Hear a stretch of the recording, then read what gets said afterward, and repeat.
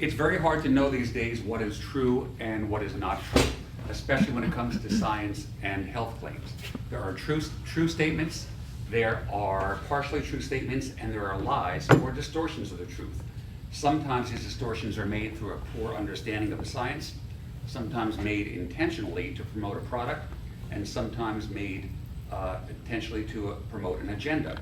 It's difficult to know whether what we are told online is indeed true or not, as my friend Abe says here.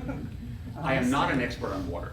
I'm a former physical chemistry major and a medical physician, now retired, and as such, I've been trained in analyzing medical studies and publications to try to understand what claims have credence and what do not. And that's what I've done over the past 3 months. I've reviewed scholarly publications as well as articles and online sources directed at the lay public and the consumer to better understand the various claims and to help us understand what is true about managing issues and choices about water in our lives. I'm an information junkie and have included slides and references that hopefully will address questions from the unnecessarily basic to the unnecessarily confusingly complex. I may go over some complex slides quickly, but on our River Strand YouTube channel, which I'll show you in a moment, or as Julie said, you can access Remember Central, I'll post a video of this lecture, but a video of all the slides, so anyone who's interested can peruse this at their leisure. Here are the topics we are going to cover today in a nutshell. But basically, what I'll say is the first categories are water and us. How much water to drink? How about with exercise? What should that water have in it? What about the contaminants in our water that may be unsafe or give unpleasant smells or tastes? And how healthy is our water supply? Should fluoride be in water? The issue is being discussed now with Robert F. Kennedy Jr. And what about unusual health claims like alkaline water and ice water challenge?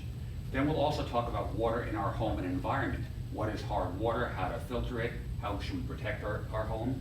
And again, I've listed here the YouTube channel. So back to some basics. What is water? Water is a molecule of an oxygen with 2 hydrogens attached. As you know, it covers the majority of the surface, 71%, but 93% is in the form of salt water, which we can't directly use. Only about 3% is fresh water, and much of that is locked in glaciers and underwater. And that's why it's so important that we protect our water supply, obviously.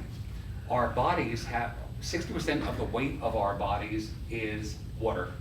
For a 154 pound person, the 70 kilogram standard person, that's about 42 liters. A liter is about a quart. So you have about 28 gallons. Two-thirds of that water is within our cells, a third is not within the cells, and of that, only 3.5 liters, so less than a gallon, is in our blood vessels. Water is a great solvent. It dissolves things. It dissolves a whole variety of things, which is actually pretty incredible. Most of what's in the water in our body is saline, is salt water, sodium chloride, NaCl. Water has a tendency to line up.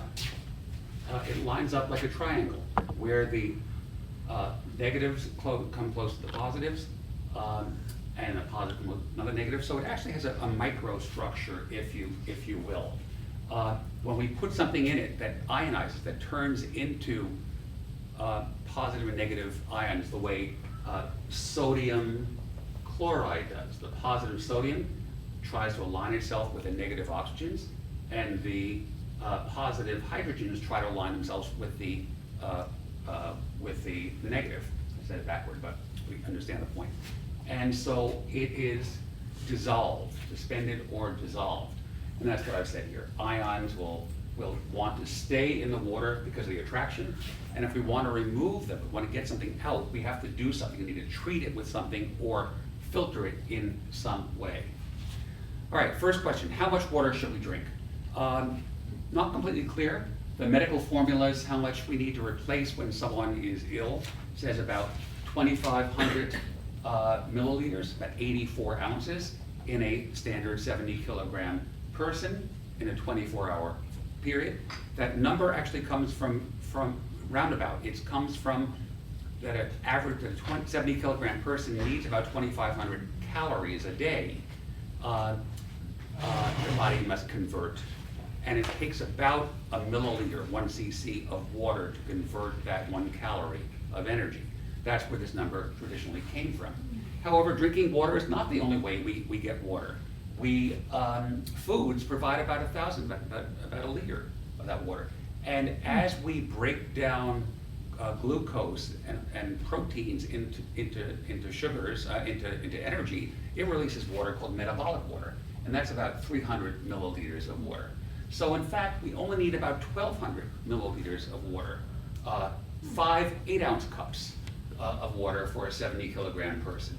And while there's a myth, if you will, that decaffeinated liquids like coffee, tea, sodas don't count in that because they make you pee, well, they do count because they're in the bloodstream for some period of time.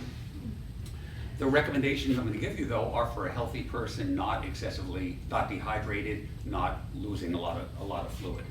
Foods are high in water, 90 to 100% of the weight of water, milk, fruits like strawberries, cantaloupe, melon, vegetables like lettuce, cabbage, celery, spinach, and 70 to 90% on bananas, grapes, orange, pears, and pineapple, broccolis, avocado, yogurt. So a lot of the foods we eat supply a lot of the fluid that we need. Back in the late 70s came this article suggesting that we should have 8 by 8, 8 glasses of 8 ounces of water a day. Became known colloquially as 8 by 8. And if you look at if you look at the amount of water taken before that recommendation and afterward, it was 674 milliliters before. Back in the 90s, after that came out, most people had about 800 milliliters of fluid, or the total fluid for the day, almost 1,700 before, and about 2,200 afterward. So it did increase the amount of fluid we drink a lot, although the question is it really necessary or superfluous? Well, what about having too much water? Is it a problem? There has been shown that there is less bladder cancer and colorectal cancer, probably by flushing toxins out of our bladders. They don't sit there and out of our intestines. It might be helpful with constipation in people who are constipated, but if they're not constipated, it's not been shown that it really makes a difference in the amount of stool or the quality of the stool. It may help it may help in losing weight, to curb appetite, but studies show it's better taken as part of a course before you eat the main course, like in soup, than in drinking water at the time you're eating your main course. It may help prevent kidney stones, again, by flushing the calcium and other things out of the kidney and preventing them from crystallizing. May be helpful for urinary tract infections, and as I'll show you in a moment, it might also be helpful for fatal cardiovascular events. In fact, the Adventist Health Study followed people for 6 years and looked at, one of the things they looked at are people who drank 6 glasses of water a day, 5 or more rather, than those who 2 or less, and they found that there were 41% in females less fatal heart attacks, not heart attacks, but fatal heart attacks, and 54% less in men. The thought was, the effect was limited to water. It was not true when fluids other than water, like coffee or tea, drinks, I made a mistake. In fact, those drinks appear to increase the rate of fatal heart attacks. And it's thought, again, by keeping us well hydrated, our blood is thinner, less likely, the platelets are less likely to block off in the heart vessels and lead to a fatal event. There are some risks of drinking too much water, and it's called water intoxication. We can drink so much water that our blood becomes dilute. The electrolytes in our blood become dilute and affect the heart rhythm, leading to arrhythmias and even death. Rare, but can happen. It is especially dangerous if there are other diseases or abnormalities present, kidney disease, for example, or certain hormonal problems, including something called diabetes insipidus. And while you all look like big partiers to me, I don't think anyone thinks, shouldn't say that. If you took ecstasy, MDMA, it leads to incredible thirst, and that's one of the things that happens to young people often. They become water intoxication from that. And when you drink a lot of water, you also get exposed to more toxins and pollutants. A few myths. A myth: thirst occurs too late, you're already dehydrated. Well, no, you become, I'll skip over the details here, but you become thirsty before you become dehydrated. And dehydration is defined as a 3% drop in body weight. So for 154 pound person, got three pounds of water. A liter of water weighs 2.2 pounds. So I mean, a liter and a half of water loss being weight would lead to a three pound drop. Another myth, that we have to drink a lot of water to prevent our kidneys from shutting down. No, not the case. Our kidneys won't shut down with mild dehydration or with dehydration. Only with severe dehydration when weight declines by 5% or more. Dark urine means dehydration. Not necessarily. The color of our urine depends on both the amount of urine we put out, but also how much solute we put into it. If you have asparagus or you have something, it will be dark even though you have lots of, making lots of urine. And it's a very subjective thing too. So looking at urine and saying, oh God, it's very dark, I got a problem. Not necessarily. You'd like to keep it light, but it's not necessarily a problem. There has been a trend, a frenzy of ice water, that if you drink enough ice water, you'll heating it up, your body heating it up will lose weight. Well, in fact, that's not the case. Drinking ice water only burns about 10 to 15 calories per 16 ounces of ice water, not enough to make a difference. 5 times 4, a teaspoon of sugar, 5 grams times 4 is about 20 calories in it. And there's no evidence that drinking ice water can boost metabolism or burn fat. Enough of it may actually slow down your metabolism and then burn less. Also, in the hot Florida weather, I think cooling it down to regular temperature actually just leads to cooler bodies, not more calories being burned. Therefore, drinking ice water is not a good way of losing weight. Okay, number 2, or next issue. How does water get contaminated with germs and chemicals? Well, there are lots of ways. There are natural sources that the water flows through, like rocks and soil, which themselves have minerals and radioactive materials in it, arsenic and radon. Agricultural runoff, fertilizers, pesticides, other chemicals like nitrates, industrial activities from production, animal farms overflowing into the groundwater and the ground, storm water carrying chemicals out of holding areas, and again, sewage and septic systems. Understand the toxins. By toxin, I don't mean bacteria, not a living thing, but a chemical, is from drinking it, not showering or brushing teeth. And these toxins may have an effect on our immune system. It may lessen the effectiveness of vaccines as well. We often can't boil off toxins in the water. We can't remove them with things like carbon filtration, we'll talk about it in a moment, of course, reverse osmosis and ion filtration. And activated carbon or resins are available for each of these different toxins, although they may be expensive to implement. Some of these chemicals, some of these minerals and chemicals we're concerned about are arsenic, copper, lead, nitrates, PFAs, which stands for per or polyfluoroalkyl substances. They're called forever chemicals because they don't break down. The fluorine bond is so strong that nothing will break it, so it just stays in our environment. Radon and disinfection byproduct, which we'll talk about in just a moment. This is a fancy graph that talks about the different ways we can get infections into our body with water, drinking the water, inhaling or aspirating it, and contact.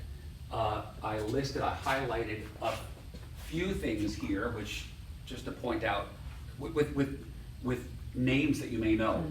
Foods, GI ingestion can have Campylobacter, E. coli, Salmonella, and Shigella, and cholera, all of which you've heard as food poisonings.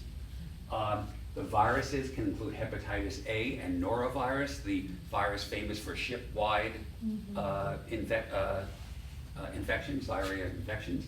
Protozoa such as Giardia and Toxoplasma. Toxoplasma is bacteria often in cat poop, which is why pregnant women shouldn't touch their litter boxes. And rooftop air conditioners may spread an aerosol, a vapor of fluid, and have Legionella, which causes Legionnaire's disease, or a tuberculosis-like problem called Mycobacterium avium complex. You've also perhaps seen lots of reports of this brain-eating amoeba called Naegleria fowleri, that also can be inhaled, or at least it's introduced to the body through a nasal route. Sort of a repeat of that. Government has done things to try to make our water supply more safe. In 1972, the EPA had a Clean Water Act, and in 74, a Safe Drinking Water Act, trying to limit the pollutants in our water. 93% of Americans receive water from community water systems in complete standard, but things change, and there's been poor government investment in water infrastructure. And often, as we find out that something is good or bad, the legal limits take a long time to change along with the science. Byproducts can lead to lead leaching from pipes. Byproducts in the water can do that, and so large cities, and so small cities may not be able to protect their water supply from this lead, i.e.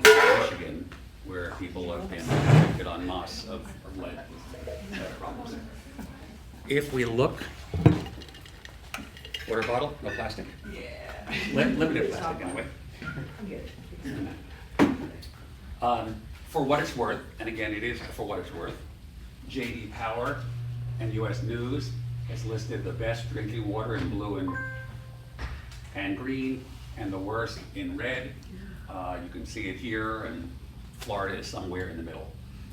U.S. ranks 23rd in the world in safe drinking water, right behind Canada, which is 22nd. Again, very subjective. All these things are subjective. That's the problem. I don't put much credence into this, although I thought it was interesting. And it was aired on CNBC at some point. Lead in water.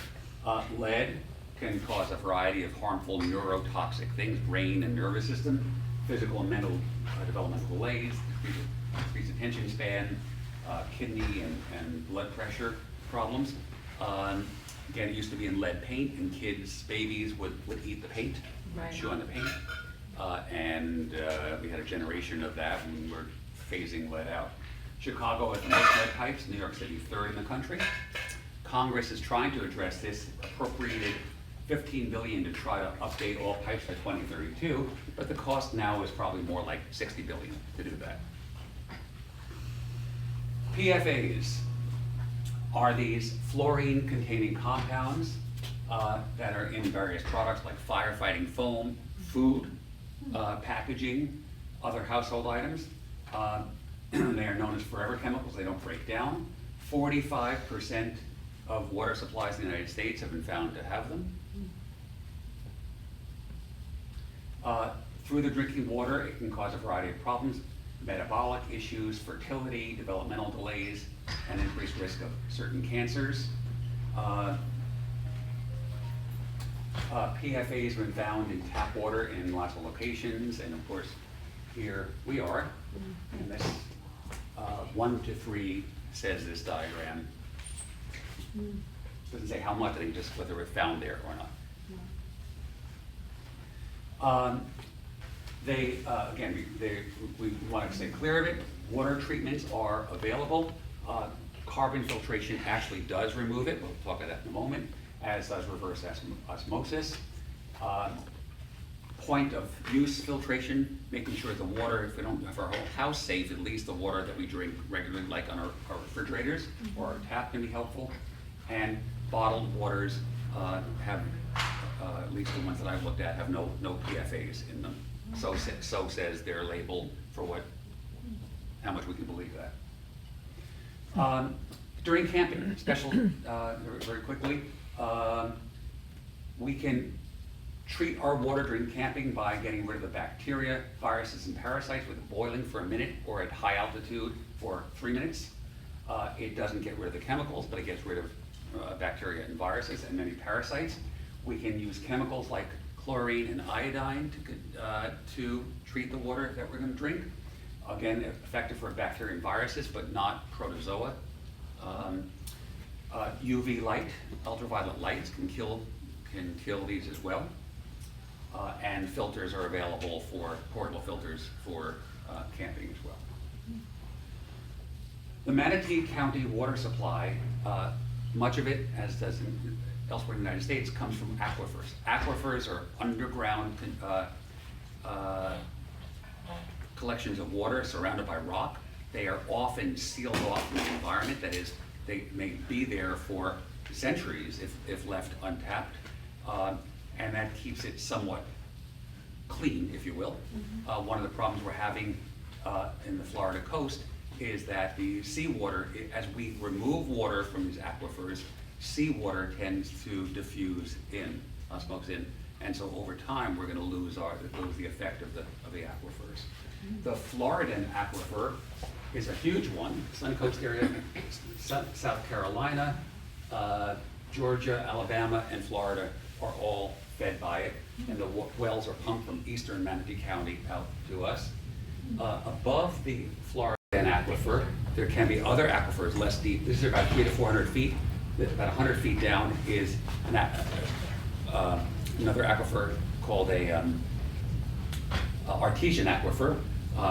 In Miami and the east coast of Florida, it's called the Biscayne aquifer. It doesn't have a name here, not that I know of anyway. And the watershed, the surface water from the rivers and streams are trapped here in Lake Manatee, which is a man-made reservoir as well. We can get the water quality report online. Manatee sends it out every year. Manatee County, by law, has to send it out. I'll have slides showing certain of the things that I want to just point out. But again, you can just go to mymanatee.org and search for it there. The report, the bottom line of manatee.org and search for it there. The report, the bottom line of the report says, last year, as in years past, the Manatee County has met all EPA and state drinking water health standards. And they comment here on the various things they do, including sedimentation and filtration and UV filtering, UV treatment. So a few things that I would like to point out.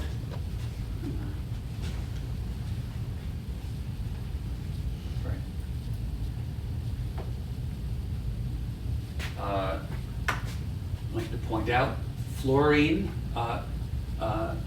rather, again, which we'll talk about in just a moment, is controversial right now. It's recommended that it be provided in the water to communities. It has been recommended anyway, at a level of 4 parts per million. It promotes strong teeth. We don't add it to our water. It's at a 0.29 level here.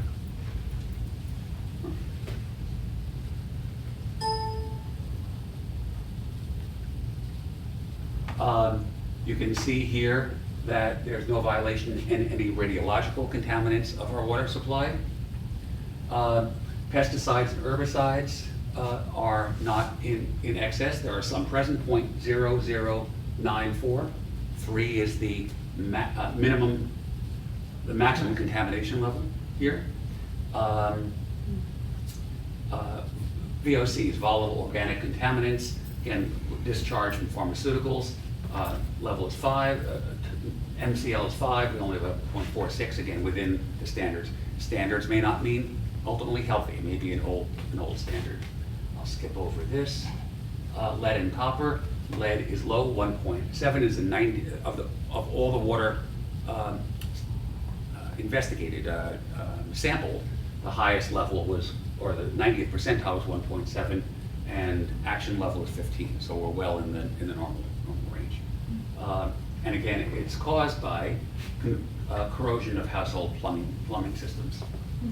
And this, by the way, I think is not in the pipes. I think it's in homes. They're looking at homes themselves. Not sure about that, but I think that's the case.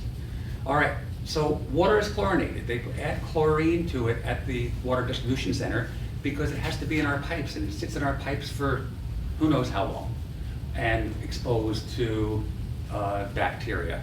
And so it is intentionally chlorinated to make it more healthy. Is drinking that chlorine, the chloramines, unhealthy? Is it safe to drink? Yes, it's safe to drink. The EPA has a level that they recommend.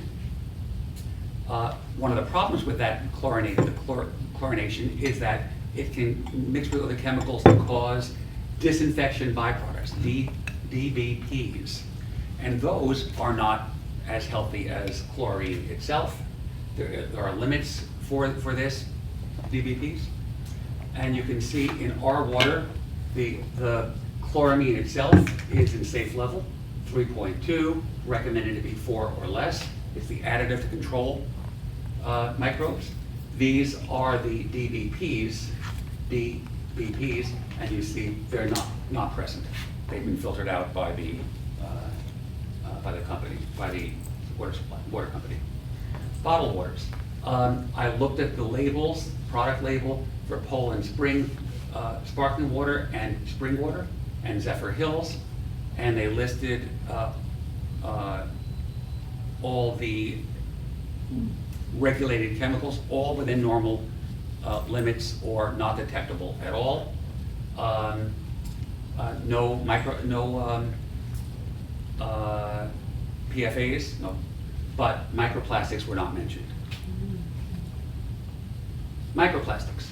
A lot of what I got here is from a lecture that you can see on our YouTube channel given by a researcher at the University of Florida. Microplastics are defined as plastics 5 millimeters or less, which is the size of a pencil eraser. Different plastics have different densities, and so may float in the water when it gets into a water supply or go down to the bottom of the water. These impurities and microplastics in our environment are categorized as primary or secondary. That is, were the plastic as it was meant to be, or has it degraded in some way? Has it broken down because of physical action or chemical reaction that broke them into other plastics? You can look at products in that household to find out if and how much it has. Often, most of the microplastics you'll see in things like in consumer products, skin products, have polyethylene in it. And so look for polyethylene as the name of the microplastic. But it isn't always on the product itself. It may be in the packaging. The label of the toothpaste has a different list of ingredients than the carton does. So look at the carton for a complete list, or look at a household product database. It may be in a cosmetic as a filler, or to change the appearance of the product. It's found in they are found in tap and bottled water, table salt, sorry Larry, beer. And I'll go and show another slide on this, but a 2019 study showed that between 39 and 52,000 microplastic particles a year are ingested or encountered by us. It's been found throughout the body, including the walls of arteries and the brain, liver. How does it get there? Well, microplastics may be from industrial emissions, from plastic products themselves that break down, from sewage. In fact, that's what's happening. Most of the macroplastics that are produced are deposited as sludge. And in wastewater, that sludge, that wastewater can come into our surface water or our groundwater, be accumulated in the soil, can leach into the groundwater. It can be become part of plants, or can be stored on plants and then eaten if you don't wash your fruit. And again, it's found in testes, semen, blood, placenta. Tap water From 159 global sources, 81% were found to contain microplastics. 259 bottles from 11 different brands and 27 different batches, 93% contained microplastics. So this is not rare contamination. Seafood, so a penny weighs about 2.5 grams. Seafood has 1.48 particles per gram. Sugar, honey, and salt, a little less. Salt has 0.11. Bottled water has 94 particles per liter. Tap water has 4 particles per liter. So 20 times as much microplastics in bottled water as is in tap water. Alcohol, sorry Larry, has, You again. 32 particles per liter. Wine has a little less in a glass bottle. Has, well Cheryl, you drink it out of a carton, right? And air has about 9.8 per cubic meter. So shallow breathing. So we said before that we extrapolate that 39,000 to 50,000 microplastics per year, but if you drink bottled water, that adds an extra 90,000 particles. If you drink tap water, it only has about 4,000 extra particles. Some brains have been shown to have 7 grams of plastic. That's the weight of plastic of a plastic spoon. There are more microplastics in the brain than in the kidney or liver. There's more microplastics in the brain of people with dementia. It's not clear whether the microplastics cause the dementia or whether brains with dementia have a vascular problem that lets the microplastics get through them into the brain. And the amount of microplastics increased by 50% in an 8-year period, in the past 8-year period. Microplastics break down, or I'm sorry, say it differently. The moieties, the things that make up the microplastics, polycarbonates and polyvinyl carbonates have various effects, carcinogens, and BPA is one of them. BPA lines food and beverage cans, as well as polycarbonate plastics. It can leach into the food and drinks. A variety of things, problems can include liver function problems and insulin resistance, can damage fetuses and reproductive system. It has a hormone and estrogen-like effect. It may inhibit thyroid-related processes. It can alter pancreatic beta cell, which produce insulin, and lead to metabolic syndrome, and some derivatives are potential carcinogens. So, yuck. Okay, next topic, hard water. What is hard water? It's water that has a large amount of dissolved minerals in it, particularly calcium and magnesium. They occur because the groundwater percolates through rock formations like limestone. Drinking is not hazardous to humans, and the minerals, they give the water its taste, whether it's good or bad, it's from the minerals in it. What's the problem with having hard water? And so, one is that the minerals have a tendency to supersaturate the water and come out, which is called limescale. They may precipitate when you put soap on it and cause a filmy white appearance, prevent it from lathering, well, that's soap scum. That when it reduces the lather of the soap, it prevents it from letting it wet your hair well, the water for wetting your hair with the soap. It's hard to rinse off after. We'll get back to that in a second. It can strip the skin's natural oils, leaving the dryness. It can make hair frizzy. May contribute to eczema. And it can come out on our appliances and products, especially things that heat up, which break down other chemicals that lead to it. Mostly calcium carbonate, and it may be in our pipes, our shower heads, our coffee makers, our hot water heater. The soap scum, besides looking bad, can make our dishwashers not work well and lead to soap on chalky residue on glasses, on glassware. It can reduce the efficiency of our appliances, like our clothes washer. It can clog pipes and reduce water pressure. Things may not clean as well, and of course it can give unpleasant tastes. Home Depot on the website, in fact, try to show the change in appliance life with treatment of hard water. A washing machine, which is expected to have an 11-year, with hard water may only have a 7.7-year lifespan. I'm going to skip over this. We can boil out certain things that make the water hard, but not the type we're talking about now. And for chemists in the room, the sulfate and chloride form can't be boiled out. The bicarbonate can. Rotten egg odor is from sulfur in the water supply that gets broken down by certain bacteria, sulfate-reducing bacteria. And they tend to be in oxygen-depleted areas like water heaters and et cetera. Those bacteria convert into hydrogen sulfide, which gives the bad smell. Also, the magnesium rod in our water heater may also break down the sulfur into sulfides, especially if it hasn't been used for a while. Chemical spills also can cause sulfur in the water. How can we take care of it? Well, we can filter the water, which can take care of the smell, the hydrogen sulfide. We can disinfect it if it comes from the water heater by putting disinfectant in or by changing the magnesium rod. If it comes from a well, we can disinfect the well.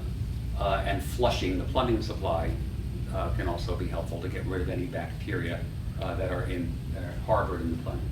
It is not harmful to drink hydrogen sulfide.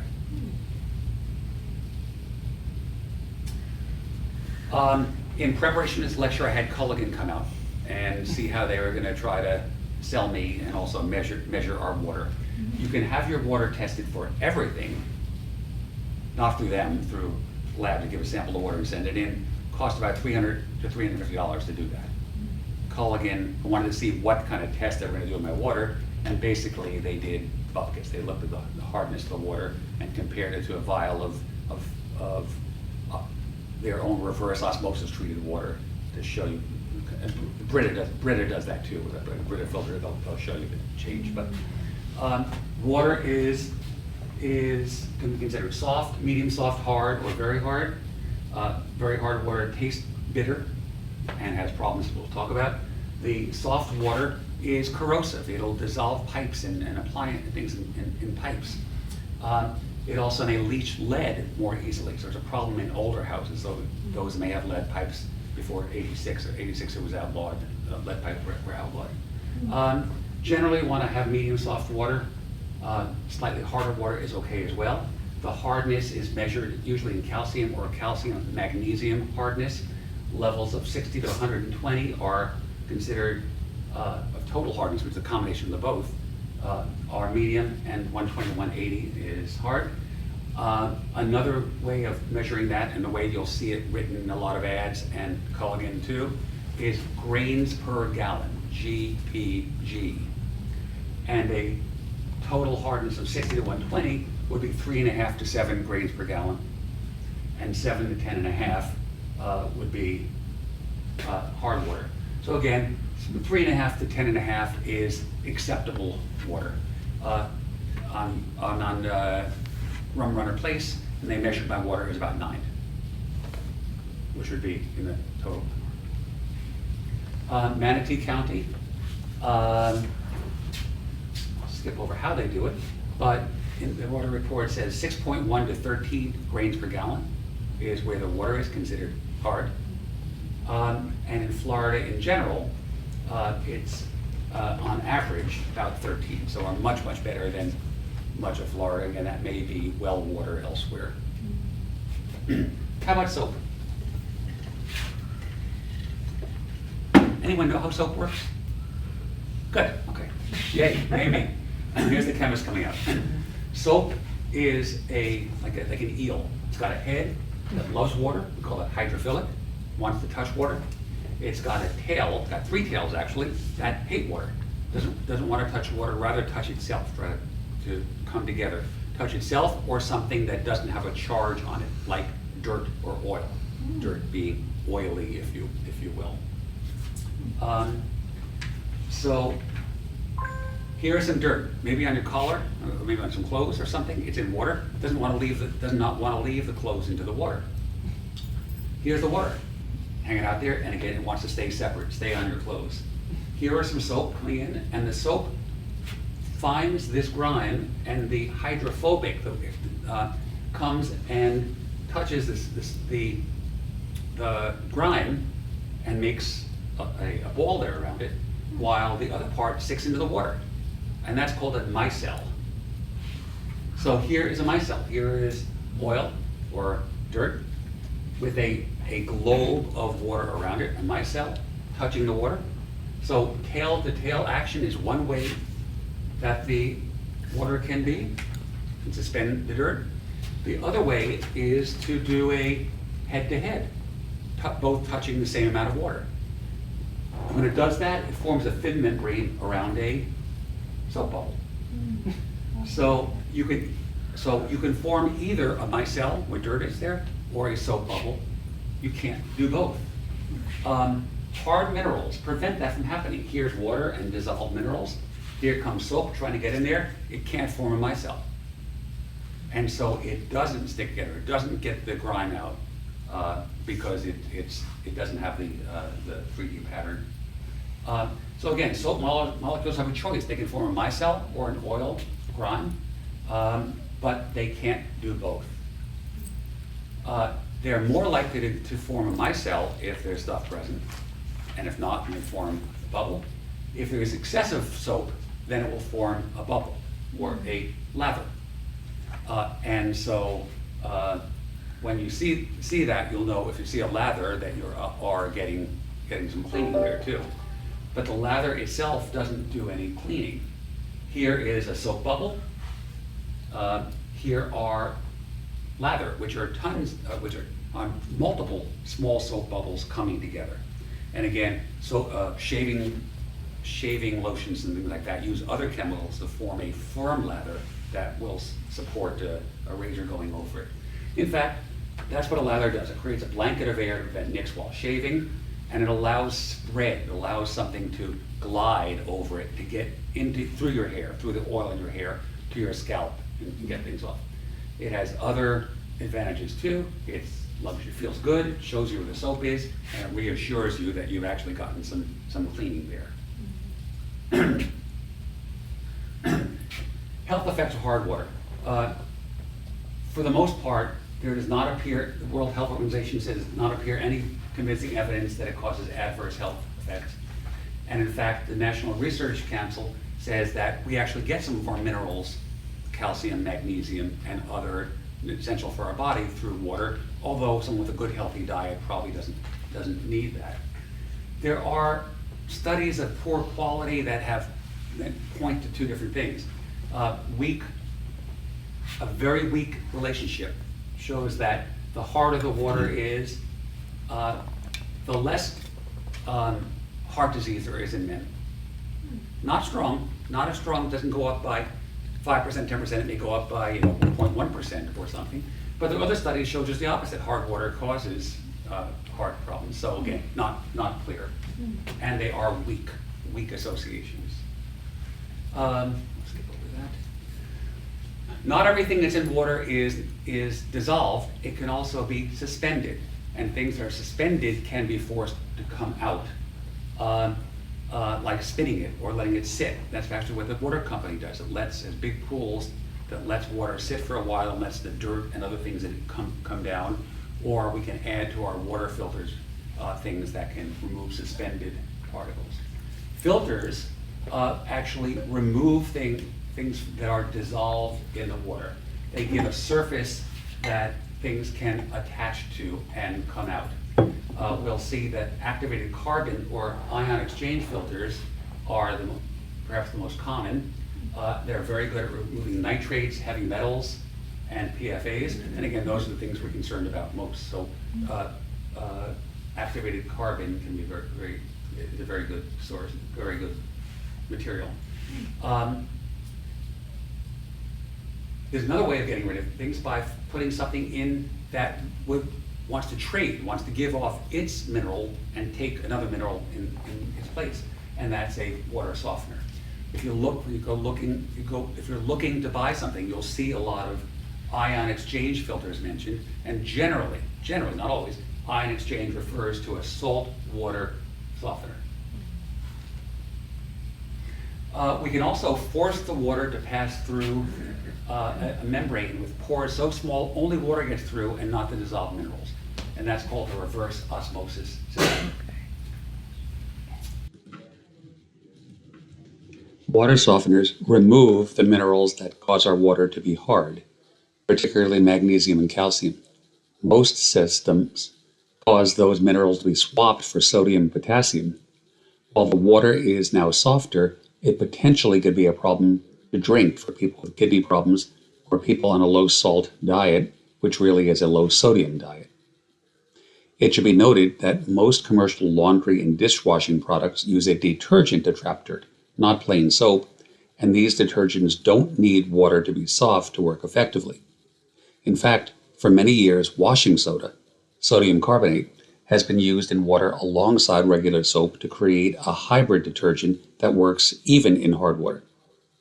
Certain authorities recommend that water softeners be used primarily to domestic hot water systems and devices to optimize efficiency and prevent scale damage. There are several ways to soften water. Most commonly used is an ion exchange resin, in which a chemical material matrix will try to pull the magnesium and calcium out of the water as it spits out the sodium or potassium that was previously attached to it. There are methods involving adding chemicals to the water to attach to the hard minerals. The water can be cleaned of minerals by distilling it, but this is expensive. Reverse osmosis is very effective in removing all minerals as well as toxins, bacteria, and parasites. There are other methods touted at being effective at reducing the likelihood of mineral deposition from the water, but these methods are not actually water softening since they don't remove the minerals. This slide shows the mechanism of action of the water softener. The small tank on the left contains salt that mixes with water to form brine, a very saturated saltwater mixture.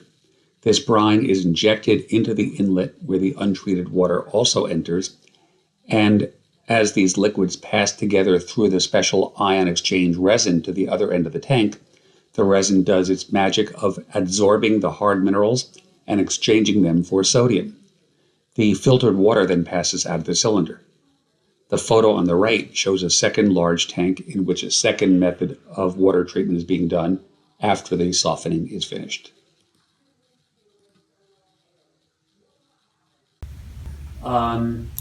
Water conditioners do not remove, also called salt-free water softening, do not remove calcium and magnesium, but do something to try to prevent them from coming together and coming onto pipes. They try to make it form crystals, for example, but many sold may have a minimal effect. There is something called template assisted crystallization, TAC, which may be helpful, but again, the water still has minerals, so it still may have a slick feeling that doesn't address the problem completely. And again, a few ads here. There can be tank type of a 15 gallon per minute. It's one of the things to look for. If you do put it in, how fast will the water run when you have your system in place, filtering or water softener. 15 gallons is very, very good. Or it could be cartridges, separate cartridges for filtration and also for water softening. Again, we mostly worry about, when we filter the water, arsenic, lead, PFAs, nitrates, DBPs, and microbes. It's a $10.5 billion industry and growing. There can be carbon, these are common types. Carbon filters, those are above the counter, like water pitchers, countertop units, or faucet mounted.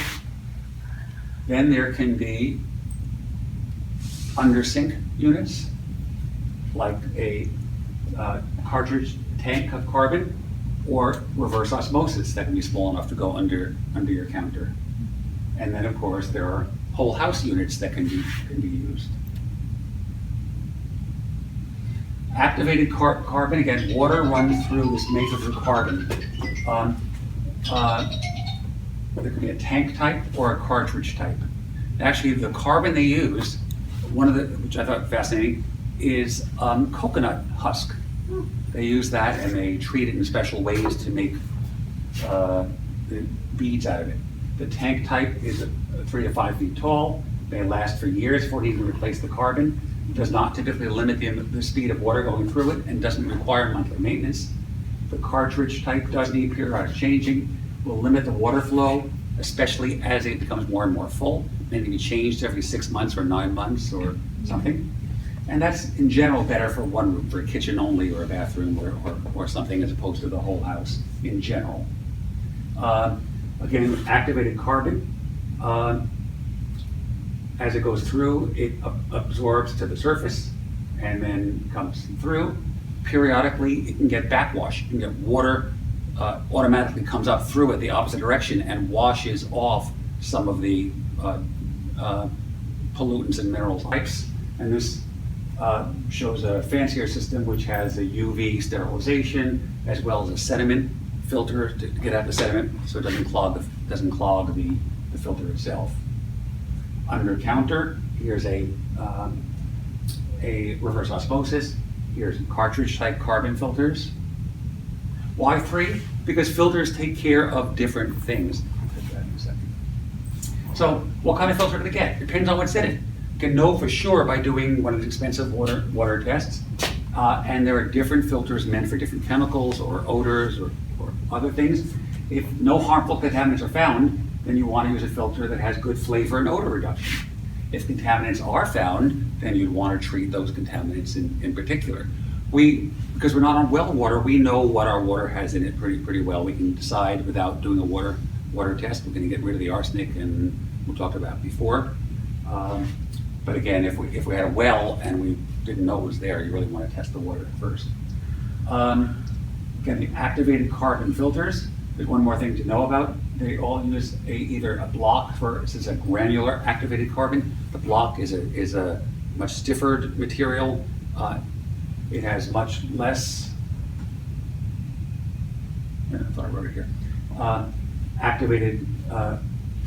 Granular activated carbon are like BB size pieces, actually smaller than that. 1 gram of carbon block has more than a football field size surface area to absorb, let things stick onto the surface. Again, reverse osmosis can be a whole house or under the sink. It pushes water through it, and the minerals that left behind get drained out. What are the downsides? Well, number 1 is it tastes flat without minerals, but you can get reverse osmosis units that have a remineralization cartridge to add flavor back in, minerals and flavor back in. Got a lower pH in tap water, so it can taste somewhat acidic, and for things like reflux, may be a little more irritated. And again, if you have a kidney problem, it may be a problem. They may contribute to a problem. But they can be very slow. They can rob cabinet space. And that wastewater that I showed you, the water that had the minerals left behind, it has to drain off. So the older units would waste 3 to 5 gallons for every gallon it made. They've gotten better, but again, you're going to waste water. And so if used for a whole house, again, more wasteful, you may get bypasses. In fact, both the carbon filters and reverse osmosis for the house have a bypass. It can fill your pool up with water that doesn't go through. Doesn't go through. Then if you sanitize periodically, $300 to $2,000 under a sink, $5,000 to $10,000 whole house. Culligan wanted to charge me $5,000 for a whole house carbon system and $2,000 for under sink reverse osmosis. You can get it for less, other companies, or install it yourself with a plumber. So is carbon filter good enough? Yep, for lead, chlorine, other contaminants. Carbon is probably fine. Well water, we'll go this quickly. Carbon filters not eliminate bacteria, so we need to use bleach or purification, UV purification for that. Well, water can be helpful. Quickly, salt-free water conditioners. Do something to try to make it not come out of suspension solution. Template resistant crystallization can be helpful, but it does still go through your pipes.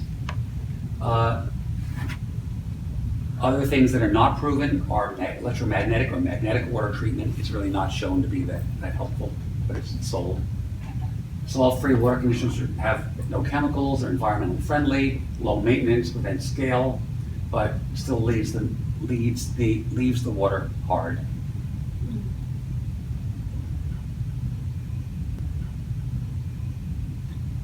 Water detectors. Floods are a problem. Often 1 out of 50 homes can file a water damage claim, and 30% of the homeowner claims are water related. There are detectors of leaking water that we can use for your under sink or for water heater or elsewhere in the house. There are flow detectors that can tell if water is flowing. And there are smart systems that detect if water is flowing at times that is unusual and can shut off the water automatically. Consumer Reports or New York Times wire cutter says that if you have guests over, take a shower in the middle of the night, they may be left without water when the system says it must be a leak. Yeah. By the way, the smart systems can also tell if a pipe is about to break. Fluoride. Fluoride's a hot topic now. Fluoride in our water offers benefits for oral health, particularly tooth decay. Almost all water contains some fluoride, but the optimal level is about 0.7 milligrams per liter of water, about 3 drops of water in a 55-gallon bucket. State and local governments have been free to decide whether to put it in or not, or to take it out if it's too high. Kennedy has called for all states to stop fluoridating water, and as of July 1, Florida is the second state to ban fluoridation. Prior to that date, 77% of Floridians had fluoridated water, and 63% of Americans. The CDC called it one of the 10 greatest public health achievements of the 20th century, saving our teeth and dental health. Less mouth pain, fewer fillings or teeth pulled, fewer days of missed work or school. And it pays for itself in the long run. For every $1 spent on fluoridation, it reduces the cost per person, the cost to the healthcare system of $20. The communities served by fluoridated water can serve an average of $30 a person a year by avoiding treatment for cavities. It also may be helpful for certain hearing loss that can occur because relating to bone health. Excessively high fluoride may be a problem. It can come from excessive fluoride in the water, swallowing fluoride toothpaste or mouthwashes, overuse of fluoride supplements, or certain foods and drinks. I'll skip over the symptoms of fluoride, but you can get spots on your teeth or heavy areas of bone. It's very rare in the United States at the recommended water levels. Studies of the effect of fluoride, a couple of studies that raised some concern were prenatal fluoride maternal prenatal fluoride and fluoride outcomes in children at 4 years old and 6 to 12 with cognitive issues. And in pregnancy, lower IQ scores of children at 3 or 4 years of age. But a variety of studies during the first 5 years, studies including an Australia study in 2023, looking at fluoridated water in the first 5 years of life, did not show any association. In Mexico, no association was found. And in 2025, again, it was not found to be present at normal levels of fluoridation. Pregnant women should be careful.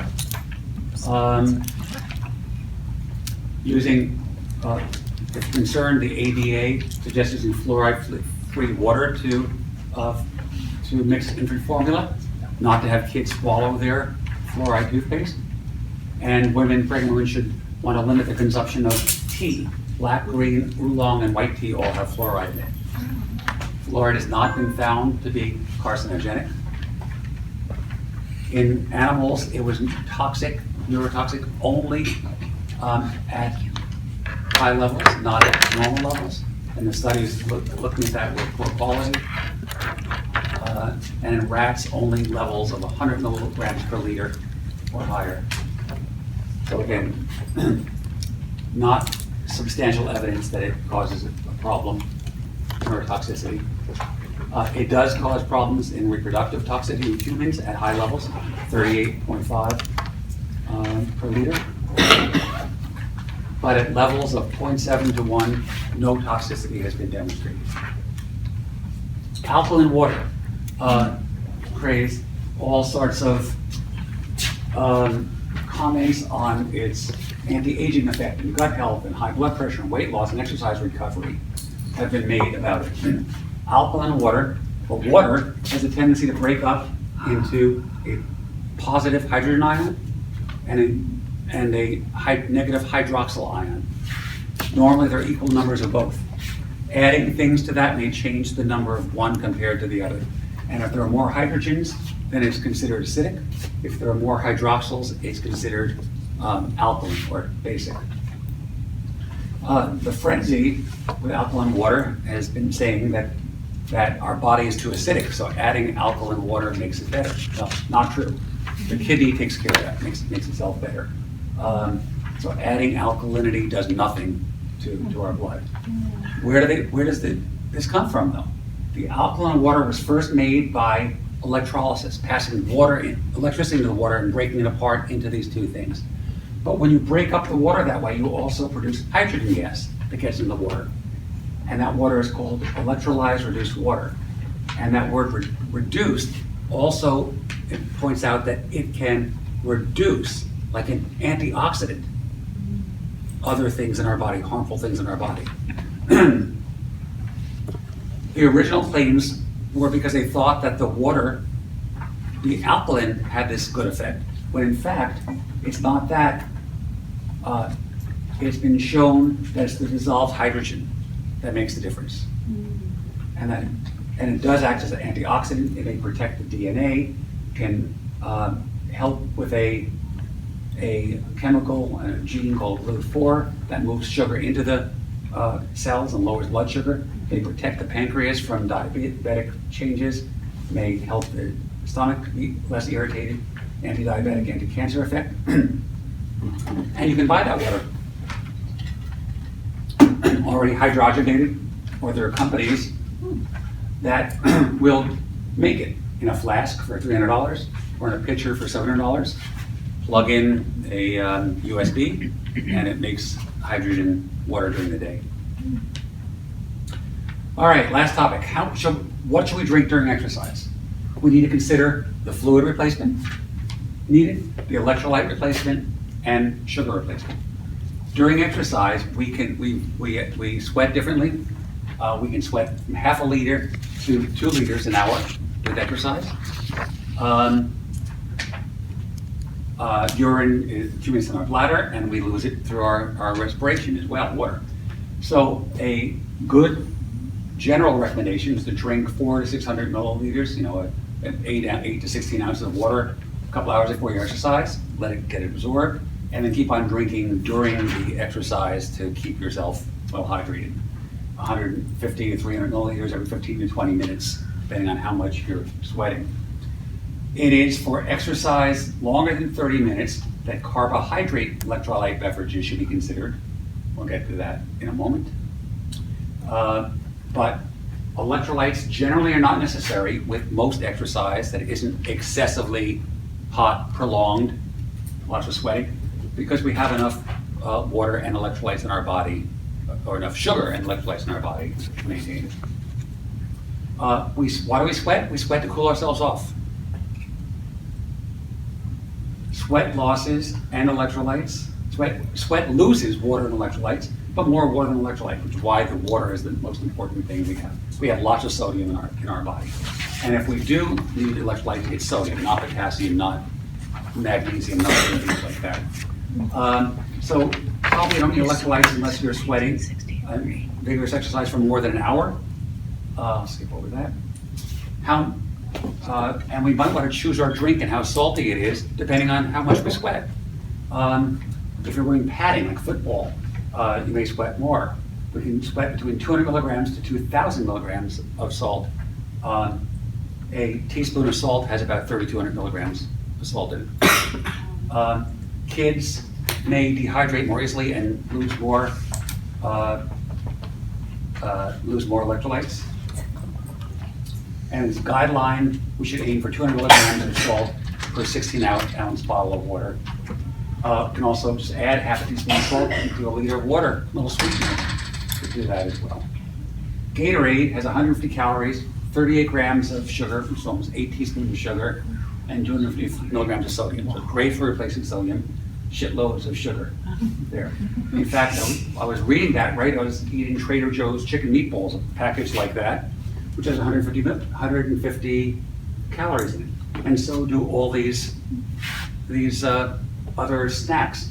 So again, you're getting a lot of sugar when plain water could be enough when you're sitting in the golf cart and playing golf. The energy we use comes from glycogen stored in our muscle and liver, mostly in the muscle. We have enough glycogen, we have 400 to 600 milligrams of glycogen, which stores about 1,824 calories, which is enough for 90 to 120 minutes of vigorous exercise. After that, muscle starts to be broken down. So we need to replace the glycogen in the fuel store. By the way, walking a mile takes about 1,000 calories. No, it takes about 100 calories. Thank you. Yes. So again, so vigorous exercise is the point at which we might deplete our glycogen, not just getting out of a golf cart and walking a little bit. All glucose, fructose, and sucrose are all okay. The sugars are mostly beneficial during prolonged high-intensity activity, and water is generally sufficient for shorter and less intensive. There is another reason to add water. The absorption of water occurs by osmosis, and having sugar helps the active processes bring the water and the electrolytes into our body.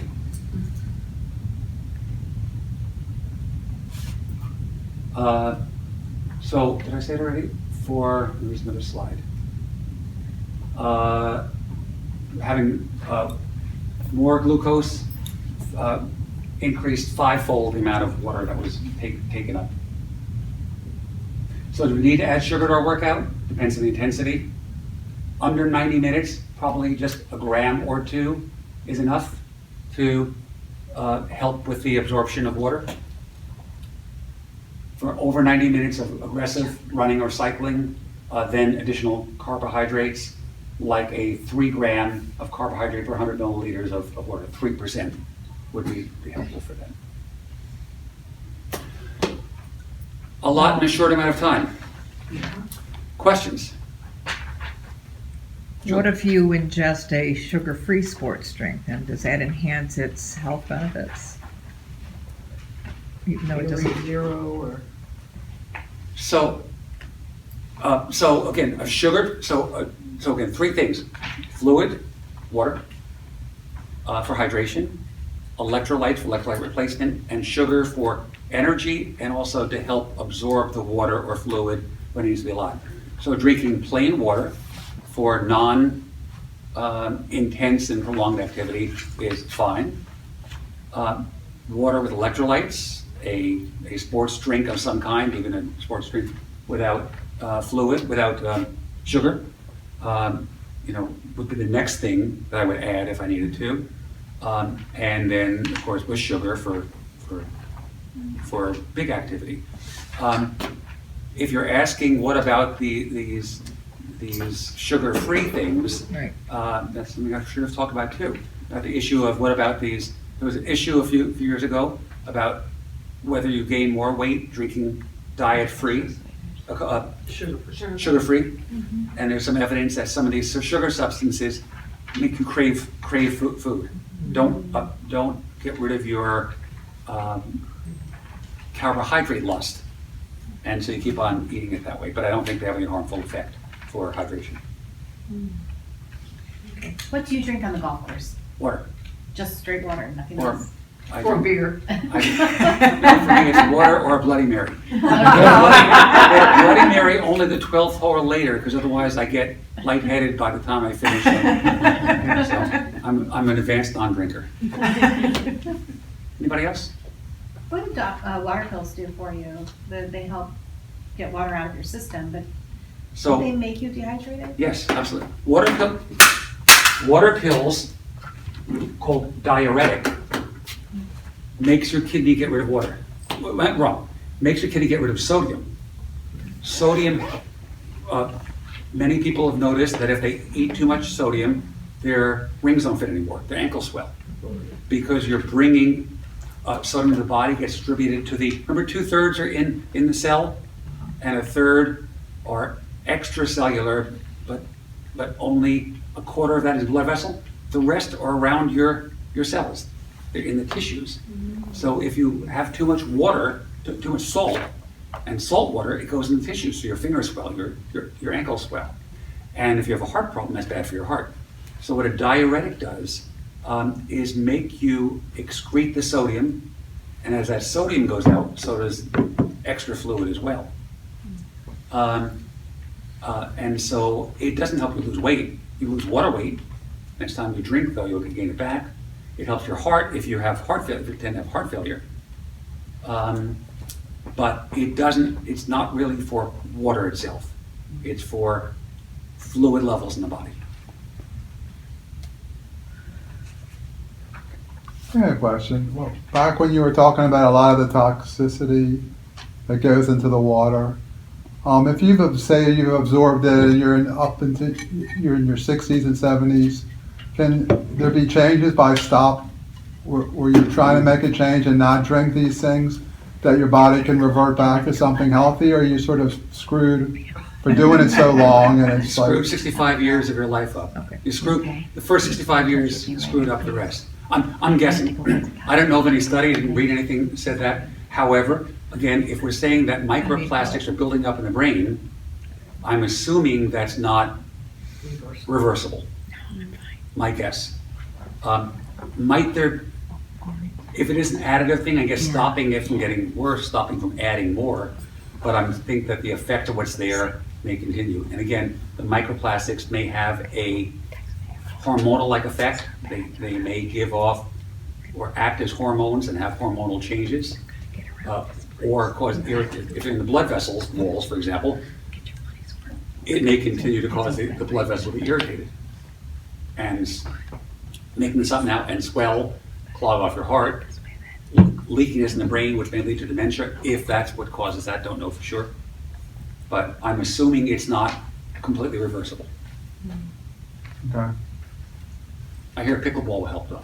Yeah. You can probably sweat it right out. Well, thank you all for coming. Thank you. Thank you, Jason.